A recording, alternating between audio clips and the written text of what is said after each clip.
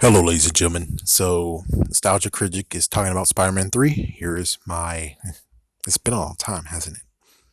I remember when it came to The Amazing Spider-Man, I said, hey, why not have a preview, a pre thoughts before I go to the movie, and then an afterthoughts on going to the movie. So, this is my long forgotten series of where I'm going to actually talk about it beforehand. And then the next video that you'll see actually is, did he actually persuade me to think of Spider-Man 3 different than what I saw? But of course, considering the damage has been done even worse, considering read the movie novel, still missing. I don't know. I think it actually has became a symbiote and now it's somewhere around here. I don't know where, but I'll tell you one thing. If it has actually became a symbiote, I am going to so light it on fire. But anyways, here is my thoughts exactly of Spider-Man 3, including the movie novel, and here's everything. I'm just going to drop it right here. So for anyone who actually wants to hear the spiel of it is a sabotage film, here is all of my data, including the new facts from the novel. So beginning in the very beginning, the reason why I just don't like this movie and I just hate it and I don't want to even remember it's actually a movie is, number one, we have all of the stuff that was given to us beforehand. We have the webisodes, we have all the interviews, and more than anything, besides the whole thing, is like even beforehand, we had what he wanted to do. We had what the director wanted to do.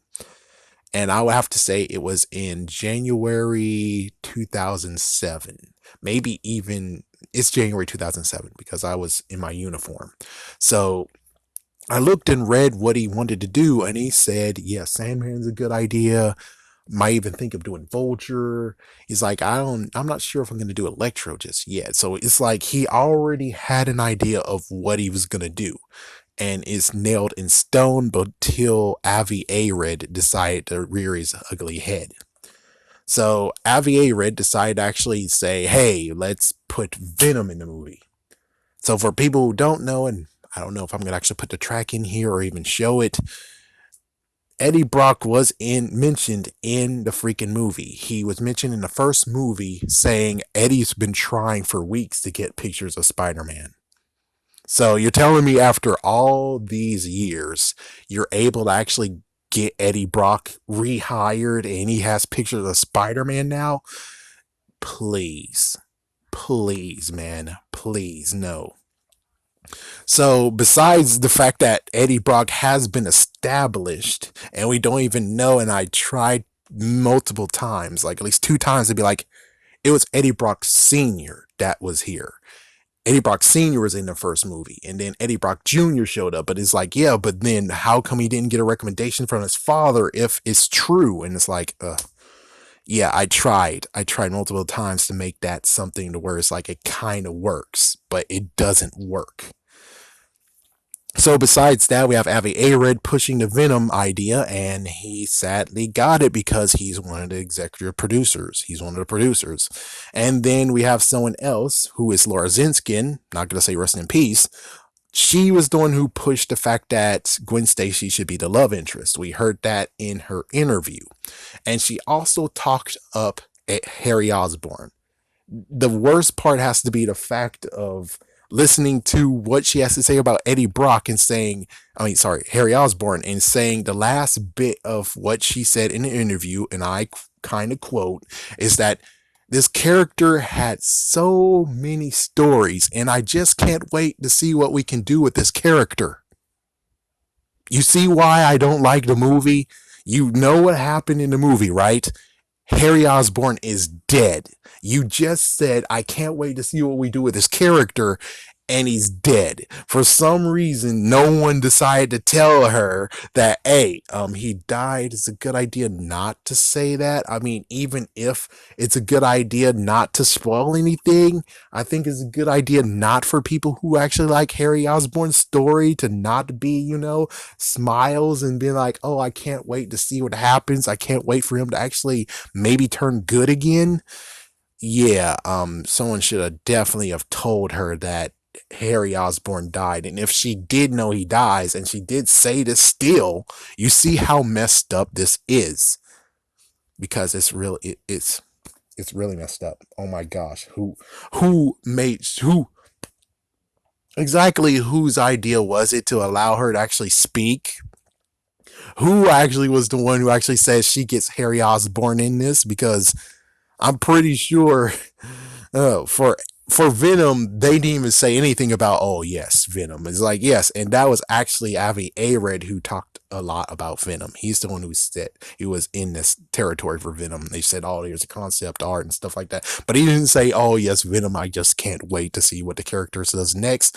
I think it's more the fact of, because I don't remember what he said, I think he said, "Oh, I can't wait to see him on screen for like, yeah, something like that." I'm sure I don't really want to even watch that damn video either. But that's basically it. It's just that part. So it just basically went from point A of what he wants to do to point B of where it's like, And then we have what Alvin Sargent said a few years ago. Alvin Sargent just said that they wanted to make a franchise of their own ever since the second movie. So if that is true, and then you have this third movie that's in the freaking way, you have a choice in the matter. Of course, it's an evil choice of either A, you continue on until the story concludes and then you can have the franchise, or B, sabotage the hell out of it, but know that you're still going to get money out of it, but at least you can sabotage the hell out of it, make him look messed up, the director himself, and you'll be able to get rid of everyone and start a brand new franchise.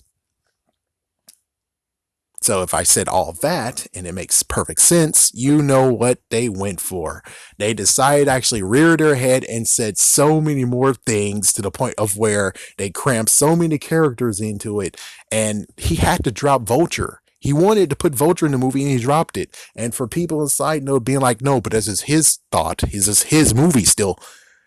Let me just take you back a little bit. Besides people who are like, oh, they have so many villains in this movie, let's jaywalk a little bit. In Spider-Man 2, it was supposed to be Dr. Ock and the Lizard. Did the Lizard show up in the movie? No. You know why he didn't? Because he said that the movie had so much of Dr. Ock's story in it, to add an extra character or extra villain in it would be a little bit cramming. This is the same guy who you guys actually claim that, oh, he made a messed up mistake in Spider-Man 3. And again, he got rid of the Vulture because there was too many villains in there already. You see how messed up that is?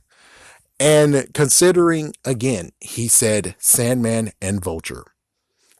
He didn't mention anything about Green Goblin Jr. or Goblin Knight, which that'll be cool to do, or New Goblin. It's like he didn't mention that, which it makes sense that he's going to give Harry Osborn even more time to actually get to the point of where, oh, frick, he got his technology ready. But instead, we had to rush everything and have all of it happening in one go. So then you're going to ask, where did they lose me, even though it could have actually been a good movie even afterwards? Well, Venom, I don't like Venom. It's like everyone looks at me and be like, but you're wearing the black suit. It's like, yeah, I like the black suit concept. I like the original black suit concept. But as for Venom, he wrecked the damn black suit. I'm signifying the original black suit concept. That is my insignia.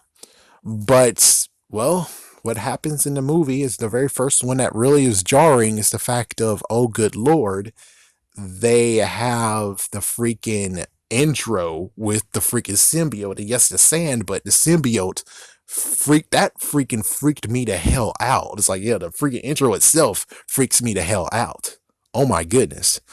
And then the movie on there actually got pretty decent, especially Sandman's. Like, Sandman's story was pretty decent. The novel actually itself shows that Sandman had to do lots of stuff, and that was actually good. It's like Sandman's story in the book itself was pretty good, from the fact of you had a doctor involved, you had his daughter more involved, his ex-wife is a piece of shit. It's like, I'm sorry to say that, but she's true. She actually was abusing him when he was in the house before Sandman. It's like you see that in, oh yeah, and also verbal abuse too. It's like she is messed up. And that was in the movie, of course, because they had to cut a few things, and it was a most likely a pre-freaking script. Oh man, Venom itself was pretty messed up, and yes, I agree with so many others who are like, why don't you just roll it to Spider-Man 4 instead of having Spider-Man 3? But well, Avi Arad wanted his way, and he wanted to actually have 3 movies with Venom because he signed Kirsten Church for 3 movies for Sandman, and he wanted a Venom movie. I don't think he actually signed Topher Grace, but he wanted a Venom movie anyways. And well, lucky for him, after so many years, he did get it. He got his damn wish. Damn it. But yeah, Venom was like the real messed up point. It's like I enjoyed the black suit, and man, let me tell you that in January 15th, 22nd, I'm not sure. I'm just saying. Actually, January 22nd was when I actually made this YouTube channel, believe it or not. But anyways, I think that as soon as they showed that the black suit was different, it took time to actually, get used to this new black suit concept, even though it is kind of gross from the fact of the webbing is gross as frick now. And well, the reason why you don't have the original black suit is because apparently it looks like as if it's from a porno mag. Yeah, thanks, Avi Arad. It's like, yes, it looked like a porno suit, one of the ones that has a zipper mouth and stuff. That is why you didn't do it. And plus, AKA, he's sabotaging the film. So, with all that, yeah, not to mention there was actually some electronics. They did have the original Venom, all electronics. Someone actually dug it out from the trash and he's working on it right now. I don't know how much he's working on it, but he does have it, and he does actually have it a little bit functional. Oh man. As for what's going on with Gwen Stacy character has been used to hell. It's messed up. It's like I have no idea what Gwen Stacy's original idea was for the character. I have no idea if Laura Zinskin just threw the character in somehow, or it was just going to be like a winky face character, just like who's a good character that showed up and it's like, oh, and then you didn't see him ever again. Flash Thompson.